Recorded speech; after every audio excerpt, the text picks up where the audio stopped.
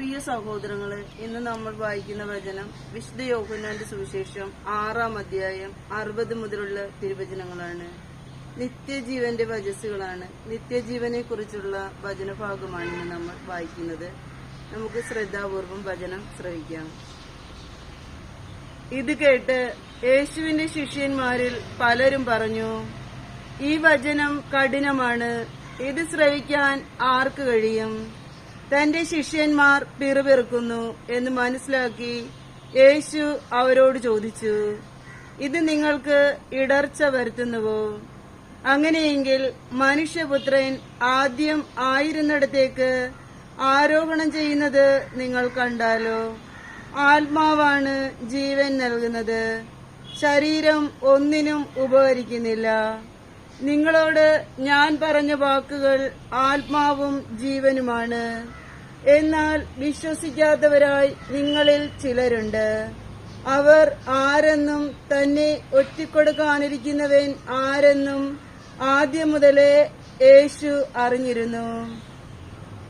യേശു പറഞ്ഞു, ഇതുകൊണ്ടാണ് പിതാവിൽ നിന്ന് വരം ലഭിച്ചാലല്ലാതെ എന്റെ അടുക്കലേക്ക് വരാൻ ആർക്കും സാധിക്കുകയില്ല എന്ന് ഞാൻ നിങ്ങളോട് പറഞ്ഞത്.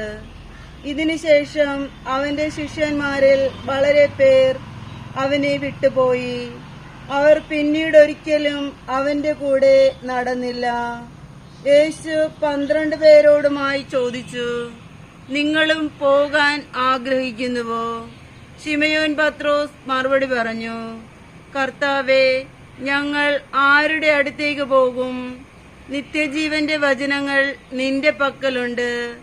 നീയാണ് ദൈവത്തിന്റെ പരിശുദ്ധൻ എന്ന് ഞങ്ങൾ വിശ്വസിക്കുകയും അറിയുകയും ചെയ്തിരിക്കുന്നു.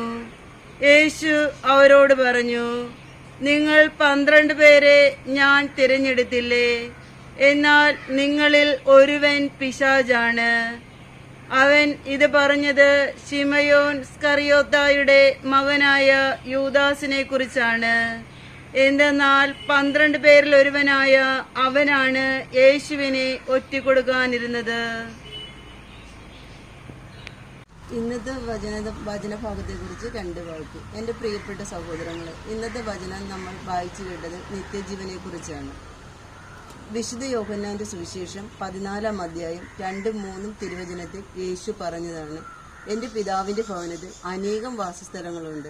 ഞാൻ പോയി നിങ്ങൾക്ക് സ്ഥലം ഒരുക്കിയിട്ട് ഞാൻ ആയിരിക്കുന്നിടത്തേക്ക് തിരിച്ചു വന്ന് നിങ്ങളെയും കൂട്ടിക്കൊണ്ടുപോകുന്നതായിരിക്കും. നമ്മൾ ഭൂമിയിൽ ജീവിച്ചിരിക്കുമ്പോൾ നമ്മൾ യേശുവിന്റെ കൂടെ ആയിരിക്കുവാനാണ് യേശു നമുക്ക് വേണ്ടി യേശുവിന്റെ സ്വന്തം ശരീരവും രക്തവുമായ വിശുദ്ധ കുർബാന നമുക്ക് നൽകിയത്. ആ വിശുദ്ധ കുർബാനയിലൂടെ നമുക്ക് യേശുവിനെ എന്നും അനുഭവിക്കാൻ പറ്റുന്നതാണ്. അതിനായി നമ്മൾ എല്ലാ ദിവസവും വിശുദ്ധ കുർബാനയിൽ പങ്കുകൊള്ളണം.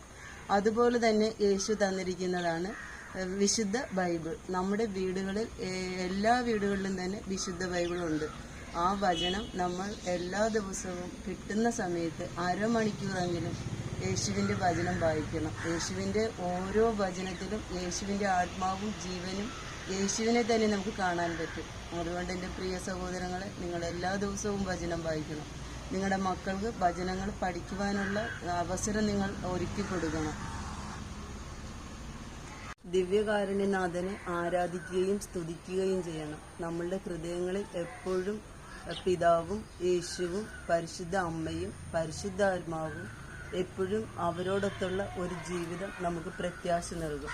നമ്മൾ ഈ ലോകത്തിൽ എന്തെല്ലാം ദുഃഖവും ദുരിതവും ഉണ്ടായാലും നമുക്ക് സജീവമായ ഒരു പ്രത്യാശയാണ് നിത്യജീവൻ.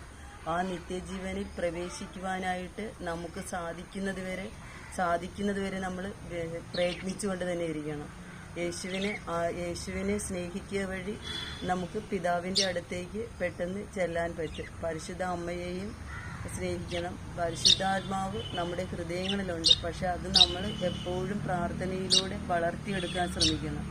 അങ്ങനെ നമുക്ക് എല്ലാവർക്കും പ്രത്യാശയോടെ നമുക്ക് നിത്യജീവനിലോട്ട് നോക്കി നമ്മുടെ യേശുവിന് വേണ്ടിയിട്ട് ജീവിച്ച് നമ്മുടെ ജീവിതം തീർക്കാം.